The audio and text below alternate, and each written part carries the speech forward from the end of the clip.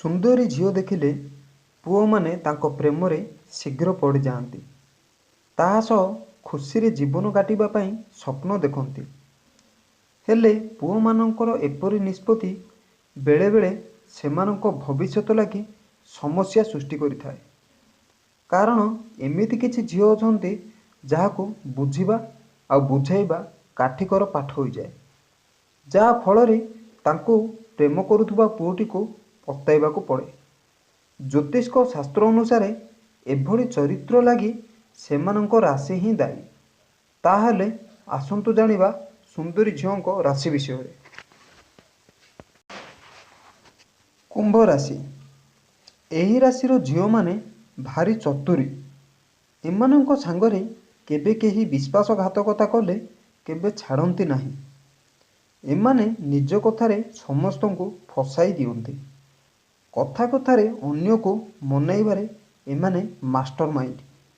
ଏହି ରାଶିର ଝିଅମାନେ ନିଜ ବୟଫ୍ରେଣ୍ଡକୁ ସବୁବେଳେ ନିଜ ଅନୁସାରେ ଚଳିବାକୁ ବାଧ୍ୟ କରିଥାନ୍ତି। ସିଂହ। ଏହି ରାଶିର ଝିଅମାନେ ନିଜ ପ୍ରେମକୁ ପାଇବାକୁ ଯେକୌଣସି ସ୍ତରକୁ ଯାଇପାରନ୍ତି। ବେଳେବେଳେ ନିଜ ଭଲ ପାଇବାକୁ ନେଇ ଏପରି କାମ କରି ପକାନ୍ତି। ଲୋକେ ତାକୁ ସାଇକୋ ଭାବିଥାନ୍ତି। ବୟଫ୍ରେଣ୍ଡକୁ ନିଜ କଥାରେ ଚଳିବାକୁ ବାଧ୍ୟ କରିଥାନ୍ତି ଏହି ରାଶିର ଝିଅ। ଯଦି ବୟଫ୍ରେଣ୍ଡ କଥା ଶୁଣୁନଥାଏ ତାହେଲେ ସେମାନେ ରାଗିଯାଆନ୍ତି। ବୃଷ। ଏହି ରାଶିର ଝିଅମାନେ ଭାରି ରାଗି। ଏମାନେ ଛୋଟ ଛୋଟ କଥା ନେଇ ବୟଫ୍ରେଣ୍ଡଙ୍କ ସହ ଝଗଡ଼ା କରିଥାନ୍ତି। ନିଜର ବୟଫ୍ରେଣ୍ଡକୁ ସାଙ୍ଗମାନଙ୍କ ପାଖରୁ ଦୂରେଇ ରଖିବାକୁ ଏମାନେ ସବୁବେଳେ ଚାହିଁଥାନ୍ତି। ମୀନ ରାଶି। ଏହି ରାଶିର ଝିଅଙ୍କୁ ବୁଝିବା ଭାରି କଷ୍ଟକର।